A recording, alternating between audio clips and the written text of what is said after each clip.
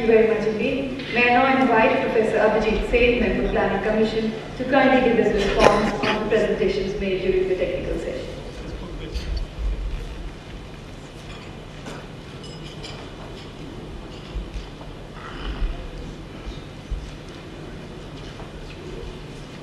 Mr. Chairman, and everyone else, let me thank the Government of Kerala for asking me to come here, especially because I really don't have any experience to talk about industry and certainly not about management. So why am I here? But I'm here because I think good news attracts me. And I think what the Government of Kerala is doing with this gathering is to say that something which a lot of people have written off can indeed be done. And that's basically, I think, the reason I am here. I heard very carefully what earlier speakers said, particularly Professor Bagchi,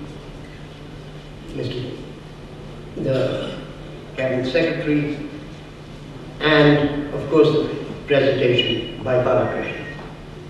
Now a lot of these things, of course, leave me with more questions that I would like to listen a lot more rather than talk. And let me actually say what those questions that I have. The first is, however good the turnaround may be in Kerala, we are talking about relatively small enterprises, and we are talking about enterprises which collectively employ, again, a relatively small number of workers, although 36,000 can be small or can be large depending how you talk about it. I don't know how that employment is divided between the different industries, but clearly the turnaround with profitability which has occurred has not been across the board. One large sector, particularly textiles, remains outside the turnaround. How many workers are involved in that sector, and how many workers are in the sectors which have a turnaround? Now this is important because I think all too often we confuse the importance of the public sector, that is the importance of the public sector on the lines laid out by Professor Bagchi, as something which has a leading role in development, with simply its employment content. And indeed, the reason often we are depressed about the situation in the public sector today is we don't see anything new happening, no great initiative being taken. It's entirely something which is trying to save something which would otherwise have to close down. And I think the next question I would like to ask is that in the turnaround that has taken, is there any new direction? Is there any new direction in terms of taking Kerala in directions or at pace which would not have been possible without this turnaround? The reason I am saying this, that if indeed there is even an iota of the second type of thing, that is, the public sector is doing things which the private sector would never have done, and that the public sector is taking Kerala in directions which would not have been charted without taking this, then, and I think this is the important thing, it's come at a relatively small cost. An investment of roughly 50 crores a year over the last 4 years to a turnaround which is in excess of 200 crores per annum. And that is why I think there is potentially a lesson for us all to learn. But more importantly than a lesson is, I think, Mr. Balakrishna's last section, where he actually talked about the possible constraints and the possible concerns, and that is mainly the issue of sustainability. He began, I think, his presentation by saying that a shift in policy, the left-front government's policy shift from the previous government, had led to the success. He gave us the contents of the success on which, of course, the autonomy, management, monitoring, and an interest of the state played a very key part. But I think he said right at the beginning, and he said even more forcefully right at the end, that the next government may well have a different policy altogether. Now, I think it is important that if there is a success, it be recognized, and it be recognized sufficiently, that we do not have very costly changes in the policy.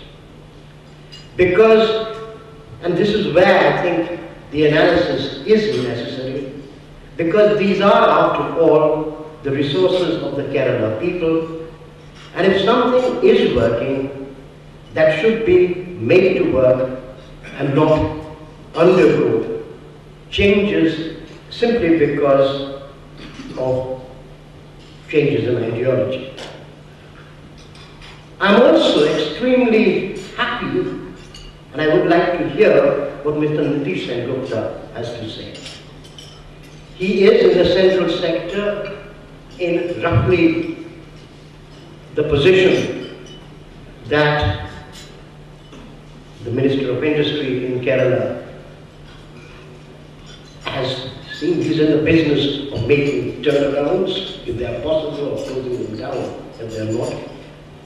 And I see his presence here as important, because if this message has to go out, it should not simply be at the transition, a possible transition in Kerala, but should be something which is a way in which the central government may look at state public enterprises, something on which, let me frankly say, that most people, certainly in the Planning Commission, think that they are things not worth touching.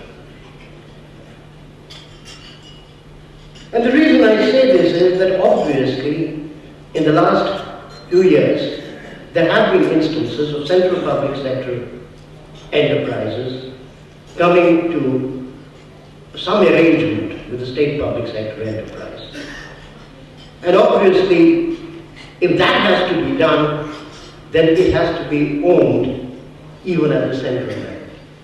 That is, the lessons should be clearer, the facts should be more clearly on the ground, and the advantages or disadvantages to all who may be in the business of making this thing work in the future, making it sustainable, should be clear and recognized. Thank you.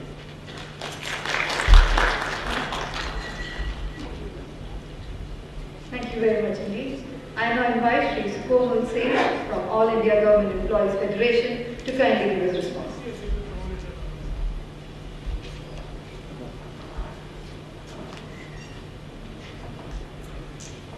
I'm very glad that this very important seminar, Resurgence of State Public Sector Units, as organized by Industry Ministry of Kerala. And further that, I feel proud also that as a champion worker, I have been invited here to attend and also to interview. I'll make some brief points. First of all, I would say that Kerala example is the single example in the whole of the country where the state public sector units, which were in dying condition in most of the states, or which the state governments were trying to sell up, close down, or privatize, or given under so-called PPP, private-public partnership. It is only in Kerala that they have shown a new path. trade union, we always stand for the public sector, but different reasons. Not that we are against private sector. We want the private sector to flourish as well as public sector remain as the backbone of the economy, self-reliant economy. That's what we want always. And it is very heartening that Kerala, despite their limited resources, they are doing it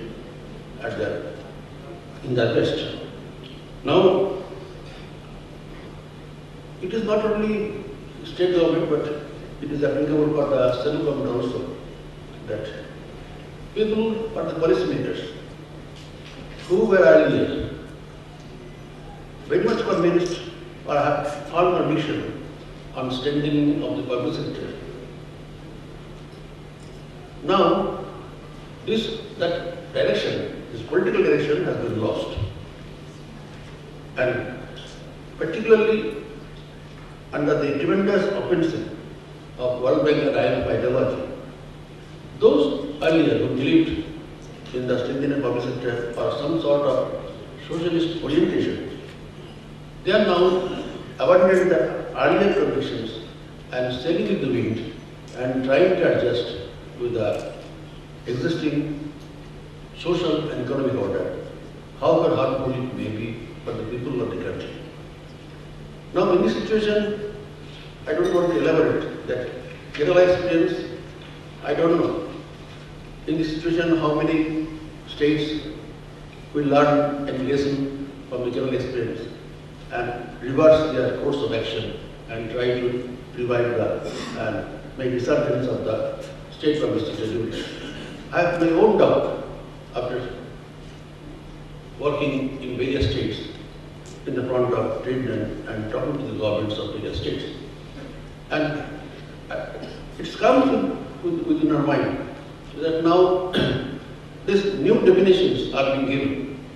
New definitions have been given for privatizing the public sector, Some are disinvestment, some public ownership, the courts of public ownership, the golden handshake, all coined by the World Bank and IMF in their own dictionary, have been borrowed by our rulers and they're using it and getting tremendous confusion in the country. And many state governments are also influenced by that.